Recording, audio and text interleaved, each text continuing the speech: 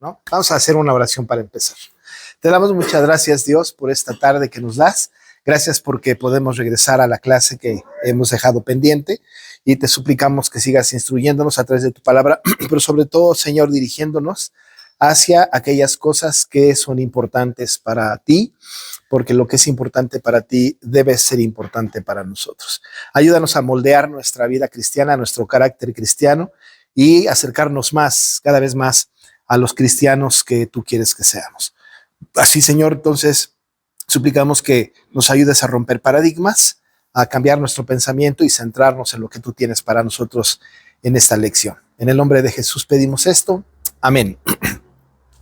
Bueno, pues ya después de un rato, ¿verdad? Que no hemos podido tener la clase desde el año pasado, ¿no? Así que hoy finalmente regresamos. Habríamos de empezar la semana pasada, pero no estuvimos, pero ahora vamos a comenzar y de aquí nos vamos a seguir adelante. Recuerden que estamos en las bienaventuranzas, en el Sermón del Monte en general, pero en las bienaventuranzas en particular estamos enfocándonos en las bienaventuranzas que están en Mateo 5. Así que les voy a pedir, por favor, que ahí abran su Biblia en Mateo 5.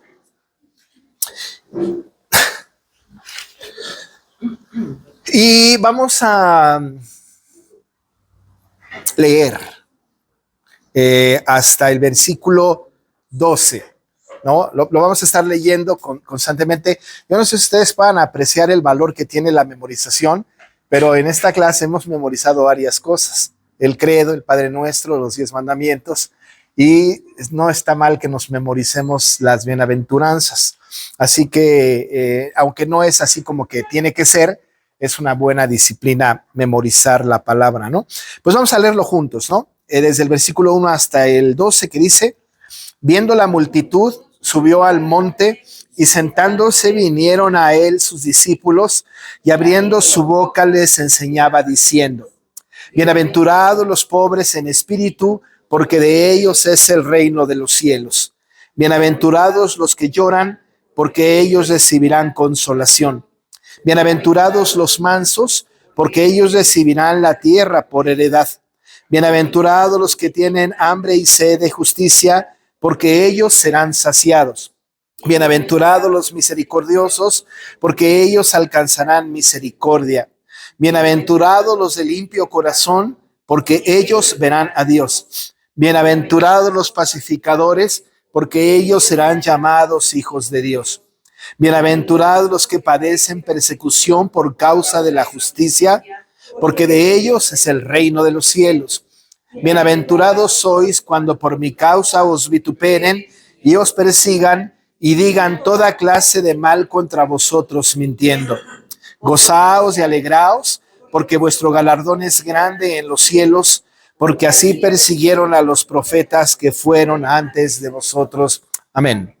Muy bien. Hacemos una muy breve recapitulación para poder entrar otra vez en nuestra mentalidad con el sermón del monte. Recordamos que el sermón del monte abarca 3 capítulos de Mateo, ¿no? Mateo 5, Mateo 6, Mateo 7. Esos son los capítulos que abarca el sermón del monte. Hemos dicho que este sermón no necesariamente duró lo que dura la lectura de los 3 capítulos, es decir, si leyéramos los 3 capítulos no tardaríamos demasiado en acabar la lectura. Es un sermón, debió haber sido una exposición de nuestro Señor Jesús muy amplia, de cada cosa una exposición más amplia, de tal manera que tenemos nosotros aquí, ciertamente me parece lo más importante, teniendo en cuenta que esto fue inspirado por el Espíritu Santo, entonces el Espíritu ha procurado que tengamos el contenido necesario para nuestra fe.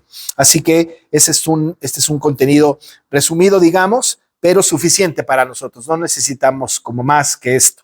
Sin embargo, en el contexto de la Biblia, particularmente del Nuevo Testamento y un poco del Antiguo, podemos sacar conclusiones o deducir cosas que tienen que ver con el mensaje que está escrito en este texto. Tenemos nosotros entonces este sermón. También dijimos que el sermón está dirigido a los cristianos, a los regenerados.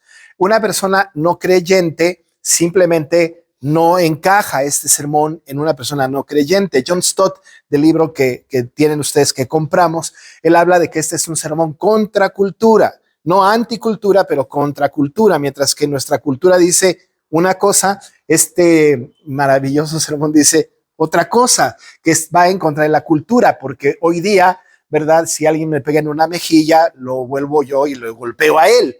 Pero dice la escritura aquí que si alguien te pega en una mejilla, pongas la otra. Va en contra de la lógica del mundo, en contra de la cultura de nuestros tiempos y de todos los tiempos. Eso solamente podría ser entendido por alguien que ha sido nacido de nuevo, que ha creído en Jesús y que tiene una pertenencia al reino de los cielos.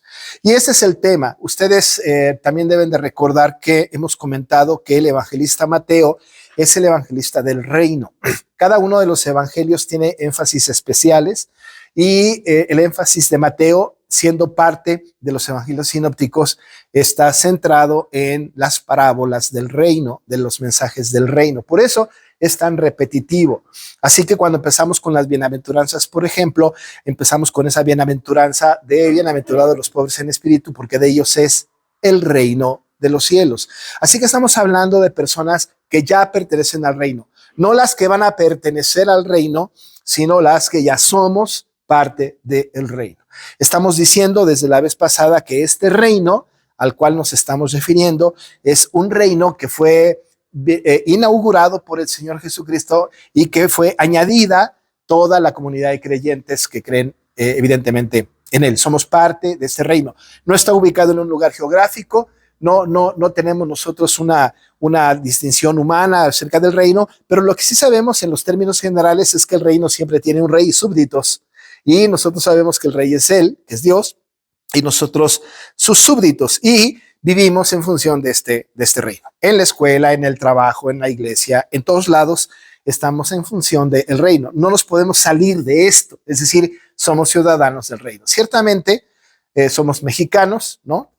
Pero nuestra ciudadanía, como dice la palabra, está en los cielos. Y esta ciudadanía que está en los cielos es la ciudadanía del reino. Por esto, este sermón va dirigido solamente a aquellos que somos parte de este reino. Y entonces lo que va a hacer es una descripción de lo que debe ser. No va a dar una idea, no va a dar una lección acerca de lo que deberíamos ser, sino que está diciendo lo que somos. Eso es un asunto muy, muy importante. No está diciendo, sería bueno que fueran pobres en espíritu para que fueran del reino de los cielos. No. Ustedes son bienaventurados, pobres en espíritu, porque son del reino, ¿no? De ellos es el reino de los cielos. Entonces está haciendo una descripción de una realidad, no de una expectativa, pero de una realidad, ¿no? Esto trae un poco de dificultades porque nos vamos a dar cuenta de que estamos lejos, ¿verdad? De esta realidad. Estamos como muy lejos, ¿verdad? Y tenemos que ser muy sensibles y entender que esta es nuestra realidad cristiana como ciudadanos del reino. Hemos batallado mucho, el hombre en términos generales, con este asunto del reino, ¿verdad? Porque nos resistimos a esto, porque nos hemos amoldado a las corrientes de este mundo y nos cuesta mucho trabajo entender este asunto del reino. Así que entonces, bueno, la Biblia dice que el Señor Jesús estaba en el monte, vino, subió al monte, estaba la multitud, como ya lo hemos comentado, muchísima gente sube al monte y solamente vienen sus discípulos, es decir, que los discípulos solamente vienen a él y luego entonces él abre su boca, que ya hicimos un comentario acerca de esto, que él habla, ¿no? Dios habla y además enseña y dio estas lecciones maravillosas y empezamos con la primera bienaventuranza, que es justamente con lo que empieza este sermón completo. Y habló de los pobres en espíritu, aquellos que declaran bancarrota espiritual delante del Señor. Así que empezó con este asunto. Hoy quisiera que platicáramos brevemente sobre la segunda bienaventuranza, que es bienaventurados los que lloran, porque ellos recibirán consolación. Bienaventurados los que lloran, porque ellos recibirán consolación. Miren qué interesante. Es paradójico, es una idea un poco difícil de entender, porque tiene una aparente contradicción. Dice John Stott en su libro, ¿verdad? Menciona diciendo que es como si dijera, son felices los infelices. decir, ¿no? Felices los infelices. Esa es una paradoja, es una aparente contradicción. ¿Cómo pueden ser bienaventurados los que lloran? Ahí entonces es donde empezamos a notar, o donde hemos notado, o tenemos que notar, este asunto contra cultura, ¿no? Porque realmente los que lloran no se sienten bienaventurados. Más bien, el llanto es un sinónimo de tristeza en la mayoría de las veces. Desde luego que también conocemos nosotros llantos de felicidad, ¿no? Es decir, dejamos de ver a un ser querido muchos años, qué sé yo, nos encontramos con esa persona y podemos llorar de felicidad. Nace un bebé, ¿no? Y podemos llorar de felicidad. Pasa algún acontecimiento lindo en nuestra vida y podemos llorar de felicidad. O también podemos llorar por otras cosas, ¿no? Por una película, hasta por un comercial, ¿verdad? En casa yo tengo una persona que llora hasta por los comerciales, ¿verdad? Llora, no es difícil, ¿no? Es decir, hay una gran cantidad de razones por las que uno llora, ¿no? Y no necesariamente se le denomina bienaventurado, dichoso, feliz, ¿no? A esta persona que llora. Así que si no se está refiriendo a ese llanto lastimero por la pérdida de un ser amado, o este llanto de alegría por la dicha de ver a alguien que no habíamos visto, por tener algo que no teníamos, o por algún asunto porque somos muy chillones o lo que sea, no necesariamente ese es el llanto al que se refiere esta bienaventuranza. Así que si no es el llanto al que se refiere, tenemos nosotros que pensar y buscar entonces a qué sí se refiere este llanto, ¿no? Bienaventurados los que lloran. Yo estoy seguro que de todos los que estamos aquí, lloramos por algo.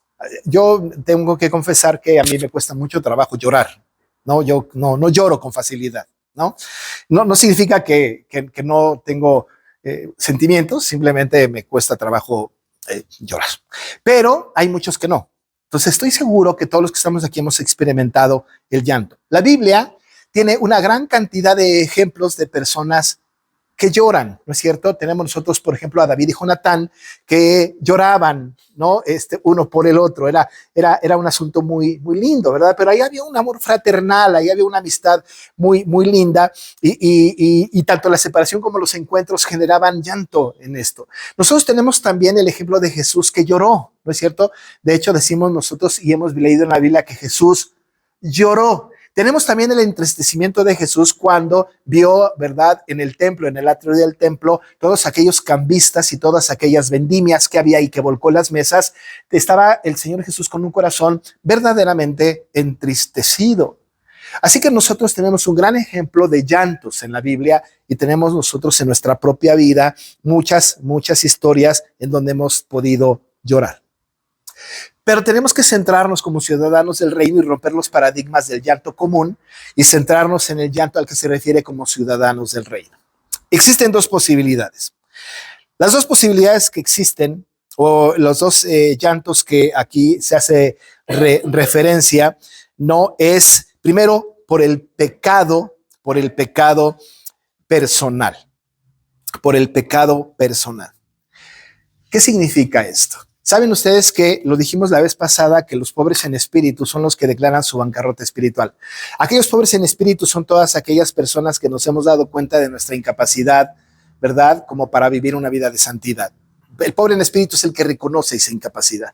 Yo me declaro incompetente y yo dependo completamente de Dios, ¿verdad? Y entonces mi riqueza que está en mis capacidades, en mis emociones, en mis decisiones, se vienen a la tierra y me declaro completamente incompetente delante de Dios, y es ahí donde Dios me toma y entonces, ¿verdad?, me hace sentir la riqueza, y es como dice el apóstol Pablo, que nos dio toda riqueza espiritual en los lugares celestiales en Cristo.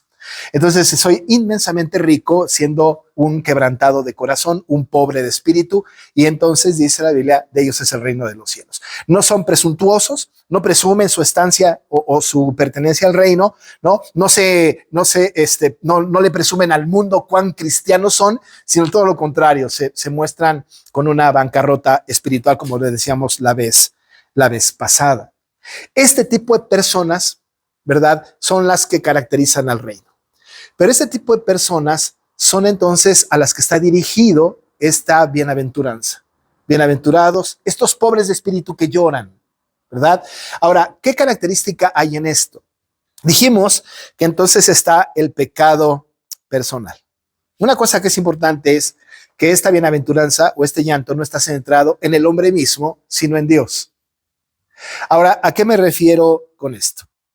Nosotros podemos llorar por el pecado cometido, ¿cierto? ¿Alguno de ustedes ha llorado por el pecado que ha cometido? Sí, ¿no? Es decir, hemos dicho, no, lloramos por el pecado cometido. Pero la pregunta, y tratando de ser honestos con nosotros mismos, es, ¿qué razón? ¿Por qué estamos llorando por el pecado cometido? ¿Qué cosas nos hacen llorar por el pecado cometido? ¿Las consecuencias del pecado? Es decir, yo estoy llorando porque el pecado que cometí me trajo tal consecuencia y entonces estoy muy triste y lloro. ¿Por qué estoy llorando por el pecado cometido? ¿Es que estoy llorando por el pecado cometido, insisto, por las consecuencias? ¿O estoy llorando por el pecado cometido porque me doy cuenta de que no fui capaz de, por mi propia voluntad, resistir, ¿no?, cierta tentación?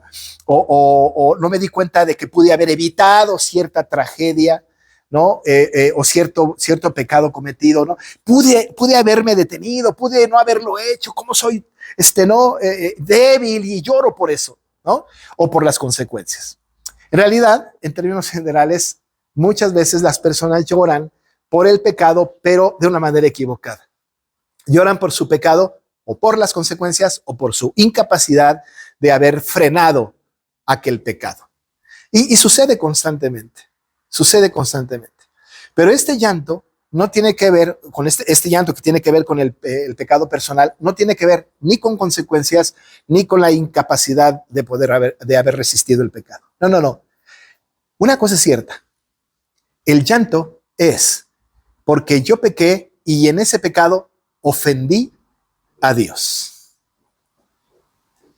Entonces yo quedo relegado en un segundo término. En realidad el pecado que yo cometí puede traerme o no consecuencias. Es más, hemos hecho pecado nosotros, hemos pecado de pecados que todavía, y no digo que no, todavía no han traído consecuencias. Ahora déjenme decirles que todos los pecados traen consecuencias. Y a lo mejor usted dice, no, yo tengo este pecado por ahí y no tengo consecuencias, ¿no? O mentí o engañé o esto, lo otro, lo que ustedes quieran y no he tenido consecuencias. Créanme que en esta vida habrá una consecuencia. Siempre. Podemos llorar por eso. Pero en realidad, el llanto del bienaventurado es haber desobedecido a Dios, haber traicionado a Dios, haber ido en contra de los preceptos de Dios. Este es el verdadero llanto, haya o no consecuencias. Haya sido o no capaz de refrenar mi pecado, ¿no? De todas maneras, ofendí a Dios. Y yo me acuerdo una vez que hice algo en contra de mi mamá cuando yo era adolescente, ¿no? O sea, le desobedecí, hice algo que ella no esperaba de mí. Y por supuesto que cuando llegó a casa mi papá me puso, bueno, ustedes saben, los papás de ese tiempo eran muy duros, ¿no? Muy duros. Eso no me hizo llorar, sí, desde luego, pero en realidad lo que más me dolió a mí es haber ofendido a mi mamá. Ya el castigo era lo de menos. En realidad a mí me pesaba muchísimo, ¿no? Haber traicionado, haber ofendido a mi mamá. ¿Saben qué recibí de parte de ella? Perdón, amor. Por supuesto, pero yo estaba muy entristecido porque ofendí a mi mamá, no por la consecuencia que fue muy fea, la consecuencia de mi falta, sin duda alguna. Pude haberlo evitado y a lo mejor yo me lamenté por no haberlo evitado, es que no lo debía haber hecho. Pero la verdadera contrición vino cuando entendí que había ofendido. Y mi mamá, y claro, humanamente hablando, estaba muy triste. Incluso me llegó a decir, me has defraudado. Y esa palabra fue terrible. Terrible para mí. Y me sentí muy mal. Y lloré por eso. Claro, eso es en términos humanos. Pero ahora imagínense los términos de Dios, con Dios. Mi llanto, ¿verdad?, mi llanto, del cual soy bienaventurado, es ese llanto que está derramándose por causa de haber ofendido a Dios. Y entonces soy bienaventurado. Ciertamente tendré consecuencias de mi falta. Si pequé, por supuesto, ciertamente, pero, ¿verdad? Pero esas consecuencias las puedo quizás soportar. Pero, amados hermanos, es terrible haber ofendido a Dios, porque horrenda cosa es caer en las manos del Dios vivo. Y aquel que no llora por haber ofendido a Dios y llora por las consecuencias de su pecado está centrando su mente, su vida en sí mismo, solamente en sí mismo, y se lamenta por sí mismo. Pero cuando se expande el asunto y pensamos, ofendí a Dios, el asunto es mayor, el asunto es más grande. Tan grande que David, ¿no? Cuando pecó, le dijo al Señor: he pecado contra el cielo y contra ti. Contra ti solo he pecado y he hecho lo malo delante de tus ojos. Yo pequé contra ti. ¿Saben qué? Las consecuencias del pecado de David fueron terribles. No solamente por la muerte del bebé que iba a tener con Betsabé inmediata, sino por todas las consecuencias en su reino. Esas consecuencias fueron horribles, pero el dolor que tenía David no era tanto por la consecuencia que estaba anunciada por Natán, sino por haber ofendido, por haber ido en contra de Dios. Contra ti solo he pecado. He hecho lo malo delante de tus ojos. Te he ofendido. Estaba lamentándose David por el pecado de haber ofendido a Dios. Y luego viene entonces Jesús y nos dice que son bienaventurados estos. Primero los que lloran, ¿verdad? Porque ofendieron a Dios. Desde luego, el texto en el pasaje que estamos estudiando no dice eso. Pero en el contexto, ¿verdad?, que nosotros tenemos de toda la Escritura está, y además en el contexto inmediato anterior y posterior de las bienaventuranzas, dicen todos los comentaristas, estamos acercándonos entonces a este tipo de llanto, no cualquiera. Así que si el niño está llorando por algún berrinche, mira qué bienaventurado es, ¿verdad? Porque dice la Biblia que bienaventurados los que lloran. Yo tengo nietos chiquititos, ¿verdad?, que lloran, ¿no? Yo diría, ¿cuán bienaventurados son? Pues no estamos hablando de esta bienaventuranza, ¿no? Estamos hablando de el pecado personal. Pero el segundo término está el pecado ajeno, ¿no? Llorar no solamente por el pecado personal, sino también llorar por el pecado ajeno. Yo les pregunto, y casi estoy seguro de que la respuesta es positiva, ¿han llorado por el pecado de sus hijos, de su esposo, de su esposa, de sus hermanos, de sus padres? ¿Se han lamentado por el pecado de su gente cercana? Sí, y mucho, ¿eh? Nosotros tenemos en nuestra propia familia hermanos que no necesariamente tomaron el rumbo del Señor y ha habido lamento, ¿no? Tristeza, llanto por el pecado de ellos. Un llanto tremendo, ¿no? Un dolor tremendo, porque además hay mucha impotencia, ¿no es cierto? No hay manera como quisiéramos nosotros entrar en su corazón y en su mente y moverlos para que no pecaran, y siguen pecando. Y lloramos por eso. Incluso nosotros hemos orado al Señor, todos ustedes y yo hemos orado y le hemos dicho: Señor, por favor, estórbale. No permitas que siga en ese camino, no permitas que esté en ese pensamiento, por favor. Oramos por eso. Algunas veces, yo no, ¿verdad? Pero se llora, ¿no es cierto? O sea, lloramos y decimos: Señor, por favor, deténle, ¿no? O hazle reflexionar sobre su vida pecaminosa y vuélvele a casa de regreso. O sea, lloramos por el pecado ajeno. Pero no solamente en el ámbito familiar. A veces lloramos también por el pecado ajeno en otros términos un poquito más grandes, ¿no? Un poquito más allá de nuestra propia familia. Lloramos por el pecado del impío, el pecado de las personas impías. Lloramos por los pecados de las naciones. Estaba yo leyendo, ya ven que el incendio en California, ¿no? Se perdieron, hubo muchísimas propiedades y hubo muertos, en fin. una ciudad grande, rica, Hollywood, ¿no? En donde viven las personas más ricas, sus casas destruidas, etcétera. Y estaba yo leyendo de un pastor que con su congregación estuvieron orando, llorando para que el Señor perdonara, ¿verdad? Para que el Señor trajera cuentas a través de este fenómeno, ¿no? Que trajera cuentas a las personas que habían blasfemado en su contra, ¿no? O sea, qué lamentable. Señor, ten misericordia de esta gente, ¿no? Ten misericordia de aquellos que te han ofendido, ¿no? Y se llora por el pecado nacional, por el pecado ajeno, por el pecado de la familia. Ese es un llanto bienaventurado.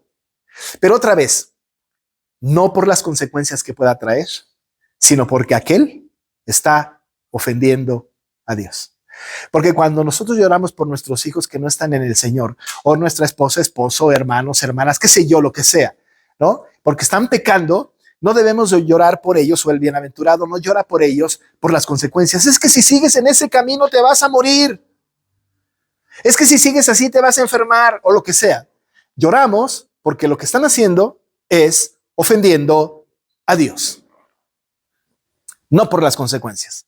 Claro, las consecuencias son terribles, ¿no es cierto? Es decir, y si las sentimos y lloramos y nos lamentamos por eso.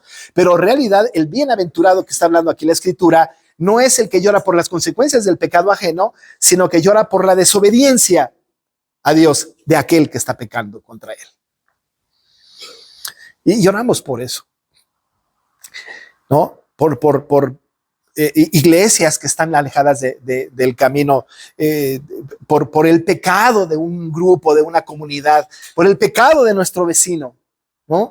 Estamos llorando porque están ofendiendo a Dios y no se dan cuenta. Imagínense que lleguemos con la persona, es que mira, las consecuencias de tu pecado vendrán, pero lo peor no son las consecuencias, lo peor es que estás ofendiendo a Dios. Y por esto está justamente el llanto. Dice el Salmo 139, 20 y 21. Búsquenlo por favor por ahí.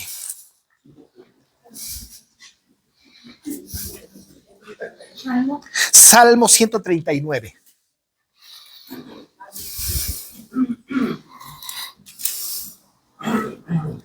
Miren cómo el salmista se lamenta tanto.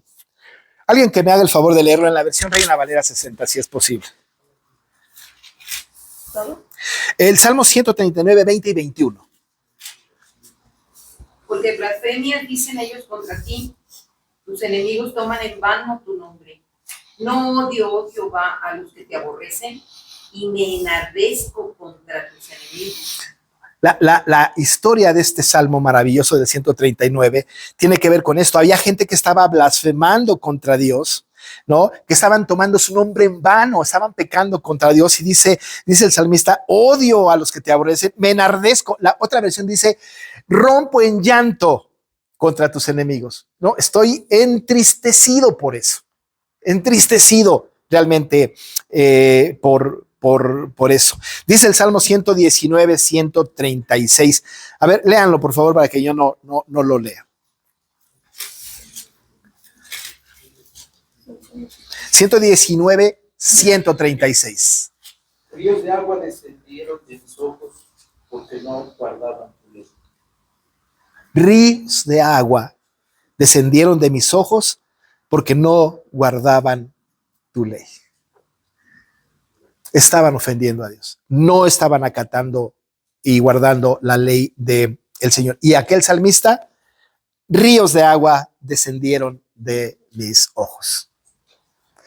Este tipo de expresiones de ríos de agua, desde luego, es una metáfora de un llanto muy, muy, muy abundante.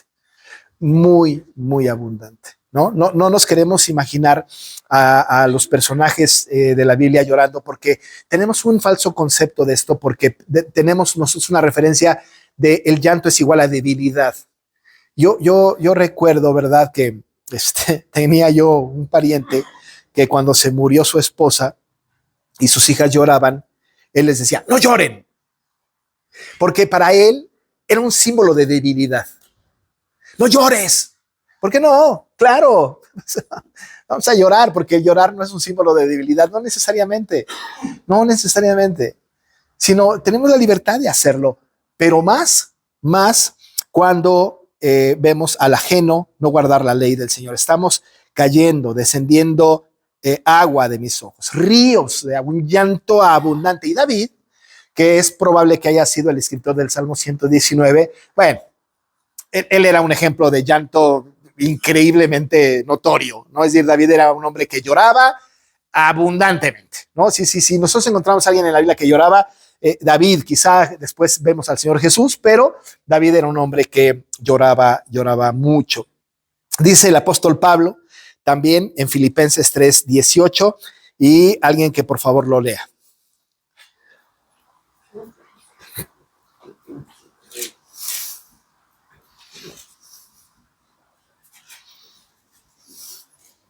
Porque por ahí andan muchos, de los cuales os dije muchas veces, y aún ahora lo digo llorando, que son enemigos de la cruz de Cristo. Lo digo llorando, son enemigos de la cruz de Cristo, ¿no? Dice, ahí andan muchos, yo les dije muchas veces y aún lo digo llorando, son enemigos de la cruz de Cristo.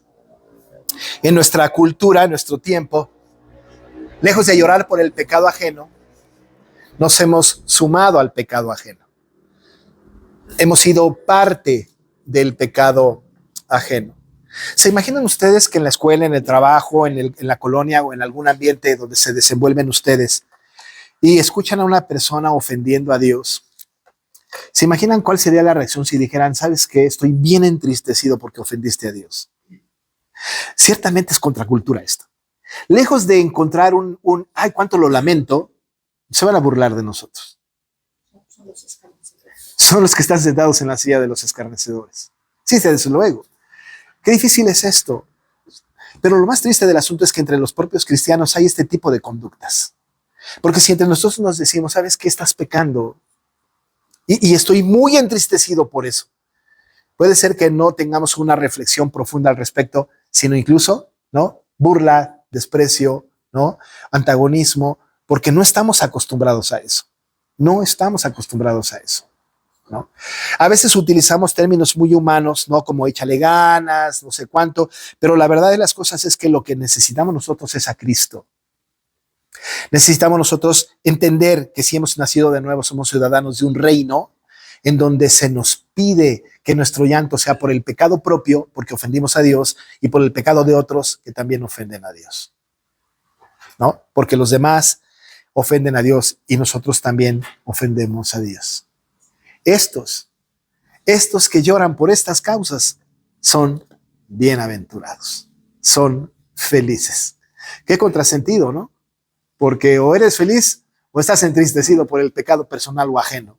En realidad hay una bienaventuranza, porque la bienaventuranza no está traducida necesariamente con este discurso de muchas iglesias cristianas en donde, ¿verdad? Es una reunión de gozo y de risa y de buenas caras. No necesariamente. La bienaventuranza es una bienaventuranza espiritual. No es de prosperidad, no es de recompensa. Es un bien espiritual que los creyentes tenemos en nuestro corazón.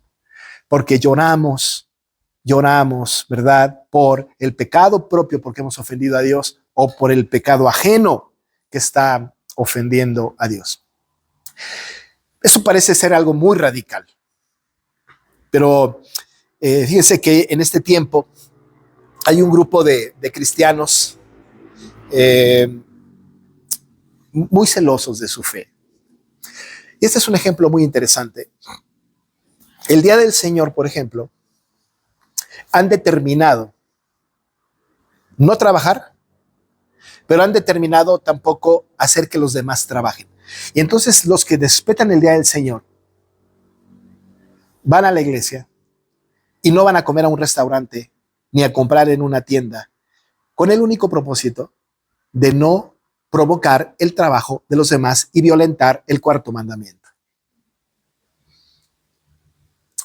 Yo tengo gente cercana que así piensa y les amo, porque hay un celo tremendo, porque dicen, si el Señor ha dicho que no, ¿quiénes somos nosotros para romper esa norma? Pero no estaban no dejan de comprar o de comer fuera ese día, no por alguna consecuencia que pudieran tener de un juicio que viniera de parte de Dios, sino porque están convencidos que están obedeciendo a Dios. Ahora, en este asunto de bienaventurados los que lloran, ¿no es cierto? Se parece un poco a esto. Estamos entristecidos verdaderamente por el pecado personal y el pecado de otros, por la simple razón de que han ofendido a Dios. Y tristemente, muchas de las personas que ofenden constantemente a Dios son nuestros amigos. Y comemos con ellos y andamos con ellos y nos juntamos con ellos, incluyendo a la familia. ¿Qué tenemos que hacer? ¿Rechazarlos? No, desde luego que no. Pero sí tenemos un compromiso de mostrar nuestra ciudadanía del reino y decir con contundencia, aunque resulte en rechazo para nosotros, esto me lastima, lamento tanto que estés ofendiendo a Dios. Igual y no derrama lágrimas, pero ciertamente, ¿verdad? Hay un entristecimiento de nuestro corazón porque Dios está siendo violentado, porque Dios está siendo desobedecido. ¿Saben cuántas personas y cuántas naciones, incluyendo México, están en franca rebelión contra Dios? ¿No lloramos nosotros por nuestro país, por nuestra patria, que está en franca rebelión contra Dios? Decimos que vivimos en paz, que vivimos en libertad, pero estamos en franca rebelión contra Dios. Esto debe de ser un motivo de un llanto santo, del llanto de los bienaventurados. Pero entonces están estos dos, ¿verdad? El que llora por su pecado personal porque ofende a Dios y el que llora por el pecado ajeno que ofende a Dios. Y podemos estar en las dos, ¿no? Es decir, llorar por mi pecado porque ofendí a Dios y llorar por otros porque ofenden a Dios. Bueno, ¿qué va a pasar con estos que verdaderamente tienen este sentido de llanto, ¿verdad? Este espíritu de haber ofendido a Dios y llorar por esta miseria de nuestro ser, ¿verdad? El apóstol Pablo decía, ¿quién me librará de este cuerpo de muerte, ¿verdad? Porque lo que quiero hacer no lo hago y lo que no quiero hacer, ahí voy y lo hago. ¿Quién me librará, verdad? ¿Quién me librará de este cuerpo de muerte? Bueno, cuando esto sucede, cuando lloramos, ¿verdad? Por estos pecados que ofenden a Dios, ¿qué recibimos a cambio? Ahora, nosotros no hacemos esto para recibir algo a cambio, ¿no es cierto? No decimos, bueno, Señor, de aquí en adelante voy a llorar porque te ofendo o porque los otros ofenden, pero ¿qué hay a cambio? ¿Verdad? O sea, ¿qué tengo yo? ¿Recuerdan ustedes lo que dice Romanos 11:36? Bueno, 35, ¿verdad? Porque ¿quién le dio a él primero para que le fuese recompensado? ¿No? ¿Quién le dijo, toma para que luego me lo devuelvas? Ese es el trueque del mundo, ¿no es cierto? Yo te doy para que luego yo reciba de ti. Y luego te reclame, oye, yo te ayudé, ahora te toca ayudarme a mí. Pero ¿quién le dio a él primero para que le fuese recompensado? Dice Pablo en Romanos 11. ¿Quién le dio? ¿A quién le debe algo Dios? ¿Verdad? Entonces él no está comprometido con nosotros a darnos nada. Así que cualquier cosa que nos da es gracias a su misericordia, gracias a su gracia. Así que lo que recibimos de él no es el pago o no es una retribución por nuestra conducta santa, sino es parte de su misericordia, porque ¿quién de nosotros puede encajar justamente en el perfil del que llora? Pues nadie.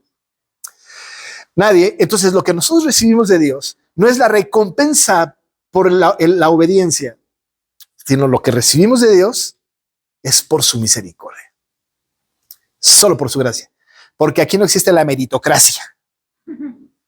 Aquí no es porque lo merezco, sino por la gracia del Señor. Porque aún y sin llorar por nuestro pecado porque ofendimos a Dios, y aún sin llorar por el pecado ajeno que ofende a Dios, sin hacerlo, de todas maneras el Señor, ¿verdad? A los que somos ciudadanos del reino, nos recompensa por su pura gracia. Pero los que lloran van a recibir algo. Dice aquí que los que lloran, porque ellos recibirán consolación. Porque ellos recibirán consolación. Fíjese que este consuelo no está en las circunstancias necesariamente externas, sino en el corazón del pobre en espíritu. Y reciben consolación. Otra vez regresando a David, voy a predicar de este salmo muy pronto, pero David estaba postrado en su cama y reflexionaba porque había muchos enemigos en su contra. y enemigos que habían ofendido a Dios. Él tenía un lema en ese salmo, en el Salmo 56. Él decía, esto sé, que Dios está por mí. Es lo único que debo de saber en realidad, ¿no? Pero él experimentaba el rechazo de los enemigos y lloraba amargamente. Y miren lo que dice el versículo 8 y 9 del Salmo 56. Alguien que me haga el favor de leerlo. Mis huidas te han Tú has. contado. Mis vidas tú has contado. Mis huidas tú has contado. Pon mis lágrimas en tu redoma. ¿No están ellas en tu libro? Serán luego vueltos atrás mis enemigos el día que yo clamare. Esto sé que Dios está por mí. Esto sé, que Dios está por mí. Déjenme decirles esto. Dice David, mis huidas tú has contado. Esto habla de la omnisciencia de Dios, el control soberano de Dios.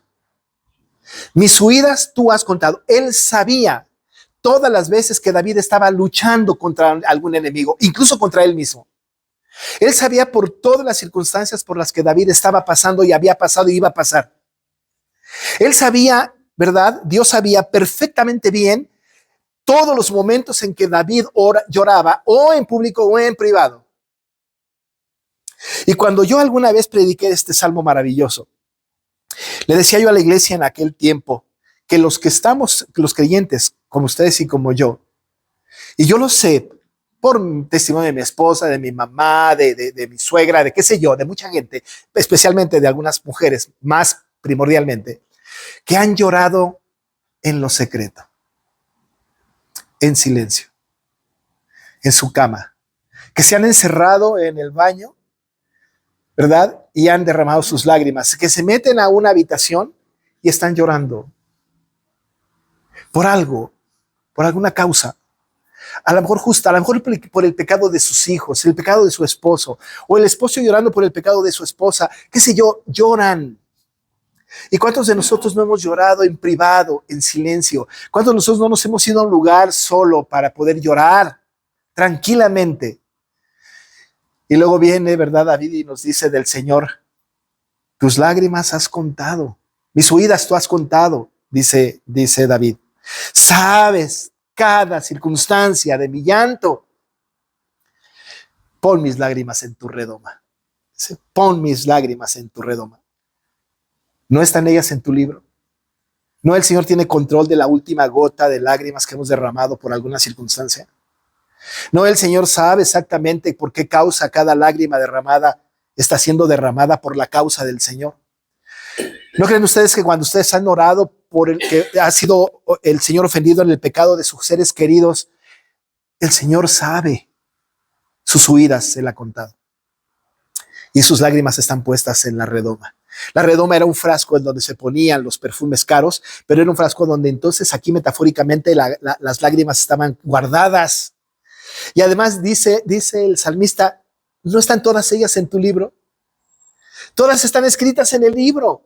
Así que el Señor conoce cada una de nuestras lágrimas, aunque tu esposo no te vea, ni tus hijos te vean, ni la iglesia te vea, ni nadie te vea. El Señor conoce cada una de tus lágrimas. Porque eso dice el texto. Y en esto hay consolación. Porque la consolación no viene en el acabar de sufrir, como la secta de Pare de Sufrir,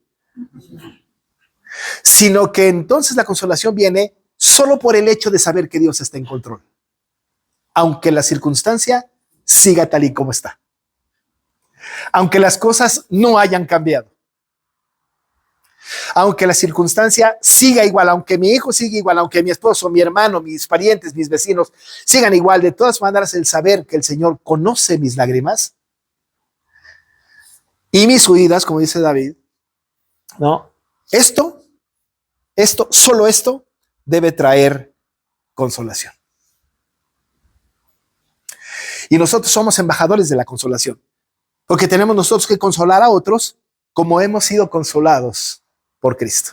¿No es cierto? Dice la Biblia que nosotros debemos consolar a otros como hemos sido consolados por Cristo.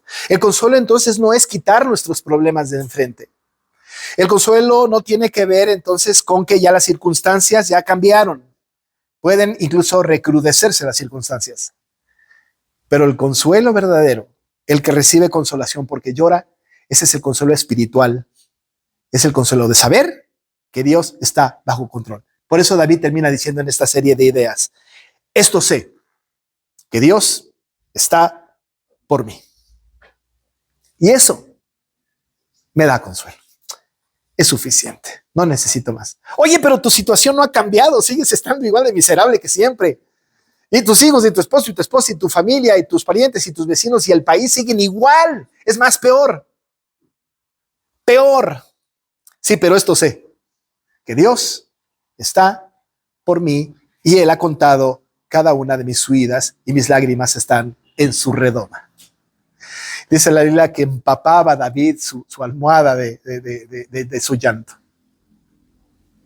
Pero él sabía que el consuelo que recibía era un consuelo que venía de parte de Dios, con la certeza única de saber que Dios estaba bajo control. Esto, amados hermanos, resulta en que entonces nosotros tenemos que dejar de estar en control. Y cuando pasa alguna tragedia, alguna circunstancia, algo está sucediendo en nuestra vida, el pecado de sus hijos no es su culpa. No es. El pecado de su ser querido, el pecado del mundo, no es nuestra culpa. Somos completamente responsables de nuestro propio pecado. Pero el pecado de nuestros hijos es culpa de ellos. Y Dios está bajo control. Bajo control. Y debemos ser consolados y fortalecidos, llorar por eso, pero fortalecidos porque el Señor nos ha consolado con su consuelo santo. De saber que Dios está por mí. Esto sé, dice David. Esto sé, que Dios está por mí. Y es todo lo que necesitamos saber. Este consuelo también se encuentra de una manera muy hermosa, muy hermosa, en la pregunta número 1 del domingo 1 del Catecismo de Heidelberg. Ya sabe que somos confesionales y nos gusta recurrir, ¿verdad?, a las confesiones. ¿Alguien sabe qué dice la primera pregunta del Catecismo de Heidelberg? Dice, ¿cuál es tu único consuelo, tanto en la vida como en la muerte? Eso dice la pregunta del Catecismo de Heidelberg, la primera. Y esa es la respuesta. Escuchen qué lindo. Que yo, con cuerpo y alma, tanto en la vida como en la muerte, no me pertenezco a mí mismo, sino a mi fiel Salvador Jesucristo, quien me libró de todo el poder del diablo, satisfaciendo plenamente con su preciosa sangre por todos mis pecados, y me guarda de tal manera que sin la voluntad de mi Padre Celestial, ni un solo cabello de mi cabeza puede caer.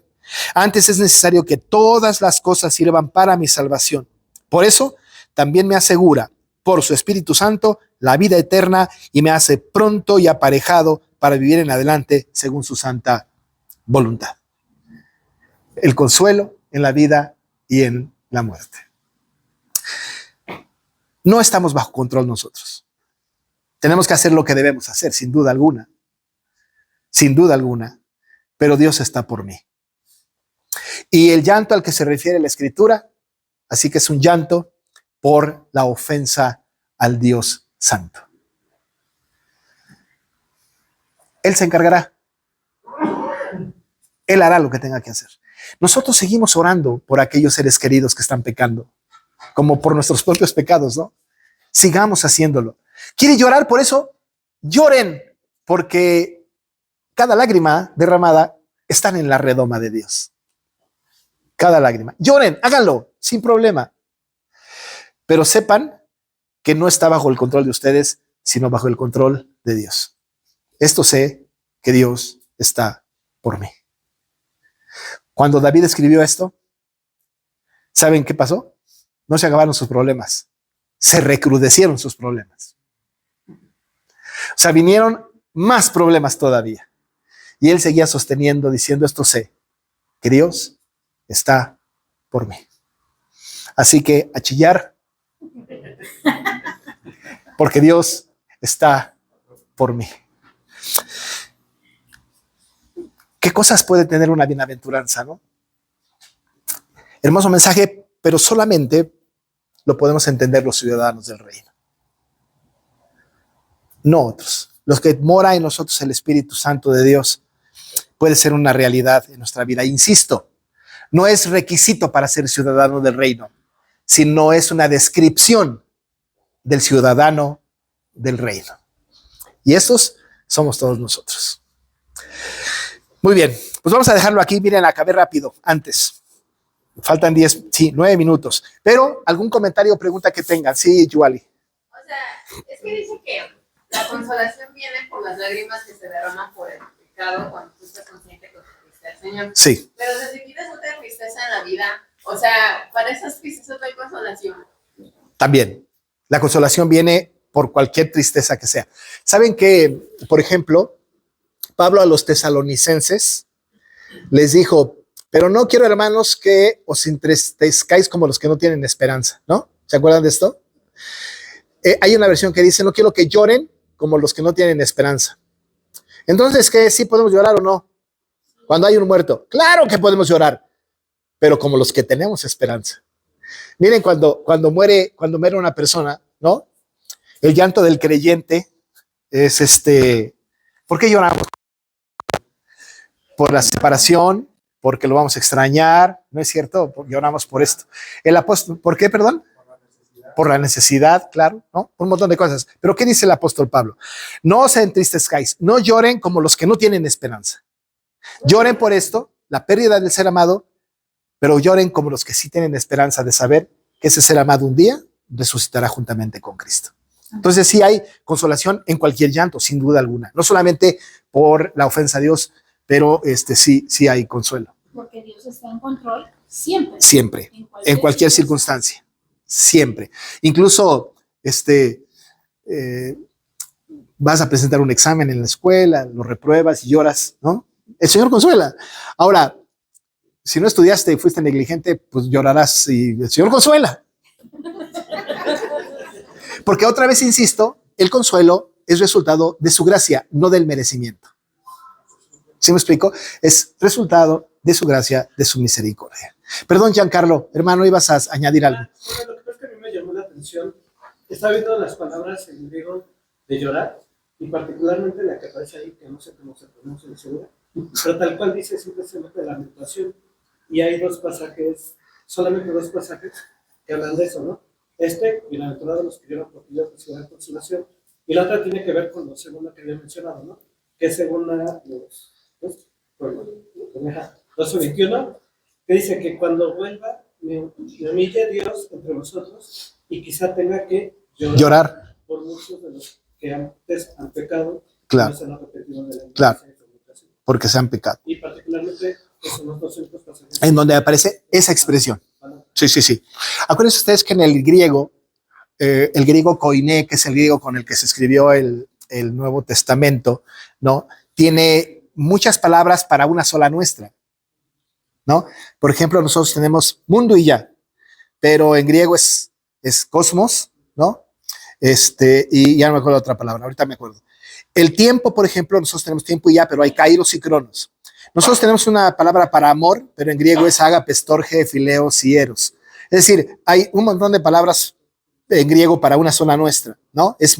Nuestro idioma es muy polisémico, una sola palabra puede significar muchas cosas. Entonces ese es un ejemplo de llorar, que son dos expresiones que solamente se usan en el Nuevo Testamento, pero que tienen que ver con la misma acción de otros pasajes de la Escritura. Sí. Cristabel nos acaba de compartir el catecismo de Jaime. Qué bueno, Cris, gracias. Está compartido el catecismo de Jaime. ¿El comentado? No, el catecismo así como los qué padre. Súper, gracias, ahí está. Hay que ¿al grupo de la iglesia o qué? Sí, al grupo de súper, ahí está. Catecismo de Jaime. Pregunta 1. ¿Cuál es el consuelo tanto en la vida como en la muerte? Hermana Lili. Bueno, no sé si la pregunta está dentro del contexto, esto está fuera de contexto, A pero ver. lo voy a hacer. Cuando en la palabra de Dios dice, si asociamos, o bueno, en el momento en que usted está hablando de llorar, entristecerse de alguna manera también tiene que, ¿verdad? Cuando en la palabra de Dios dice y no contristéis al Espíritu Santo de Dios, con el cual fuiste sellados para el día de la redención. Quítese de vosotros toda amargura, ira, enojo, Exacto, maledicencia. antes, ¿verdad? También entra en que nosotros, Dice, la ¿no? interpretación es nosotros también con nuestra conducta Entristecemos al ofender Espíritu. Señor, entristecemos. Sin duda alguna, sin duda alguna, sin duda alguna. Cuando el Señor Jesús lloró, ¿se acuerdan cuando lloró en la tumba de Lázaro? Sí, él lloró. ¿Ustedes creen que Jesús lloró en la tumba de Lázaro por la muerte de Lázaro? No, porque sabía que él iba a resucitar. Antes había dicho él que iba a morir y luego iba a resucitar. O sea, Jesús no lloró por la muerte de Lázaro. Alguien dice, no, era su mejor amigo y entonces lloró y lo encontró muerto y lloró. Él ya sabía que iba a llorar. Es más, sabía que iba a resucitar, no al final de los tiempos, en esa hora, ¿no? Él mismo le dijo, Lázaro, ven fuera, y Lázaro obedeció y salió, ¿no? Sí, claro. Pero lloró por la gente que estaba alrededor, que no habían entendido, ¿verdad?, la divinidad de Cristo. Y era una especie de negar la divinidad de Cristo. Y entonces el Señor estaba entristecido por eso. Aunque Jesús no lloró en la cruz, ¿verdad?, pero sí tenía lamento, ciertamente, ¿no? Sí, claro, en cada una de las palabras de la cruz el Señor estaba En el monte que dijo Jerusalén, que más también, pero él estaba más entristecido por el pecado del pueblo, ¿no? Jesús lloró por el pecado del pueblo, sin duda alguna. Estaba muy entristecido por esto. Dios mismo tiene varias escenas metafóricas, ¿no? Llamamos antropomorfismos, ¿no? De entristecerse cuando o arrepentirse cuando había creado al hombre, tanto así que después en Sodoma y Gomorra, ¿verdad?, tiene un entristecimiento y un arrepentimiento y quiere destruirlo, ¿no? Y pasó lo mismo con el diluvio. Entonces sí hay en Dios, por supuesto, entristecimiento, ¿no?, para entender un poquito a Dios, aun y cuando no lo podemos comprender. Muy bien, pues hay que llorar. La tarea para esta semana. Y nos vemos la próxima semana, si Dios lo permite, para seguir. Y gracias a Dios por la vida de mi hermano Giancarlo, que cumplió años. Y que con todo y eso se nos va el martes de vacaciones. Vamos a orar para terminar, ¿está bien? Oramos. Amoroso Dios, gracias porque nosotros sabemos que tú eres Dios que rige sobre tu reino y que nosotros somos, Señor, ciudadanos de ese reino. Y como ciudadanos del reino, nosotros entendemos, Señor, que el pecado que cometemos te ha ofendido a ti. Ciertamente hay consecuencias, pero nuestro lamento, Señor, es porque te hemos ofendido, desobedecido. Pero también vemos al mundo, Señor, como corre lejos de ti y que abiertamente van en contra de tu voluntad. Incluso se burlan de ti. Eso nos entristece, lo lamentamos tanto. Padre, consuélanos con tu consuelo santo y déjanos ser portadores de la verdad y tener una voz profética contra nuestra gente cercana y los que no son, hablándoles acerca de las consecuencias de la desobediencia. Y aquellos seres amados nuestros hijos o nietos, nuestro esposo o esposa, nuestros hermanos, nuestros familiares, nuestros amigos, si están, Señor, pecando contra ti, frénales en el nombre de Jesús. Trae a sus mentes y a sus corazones, Señor, la verdad del Evangelio. Y si alguna vez lo entendieron y están en confusión, vuélveles a casa. Te rogamos que tengas misericordia de ellos. Lloramos por ellos. Y te pedimos que no permitas que pequen más contra ti. Al igual que nosotros, que no pequemos más y te ofendamos más a ti. En el nombre de Jesús pedimos que te quedes con nosotros y nos acompañes a casa. Amén.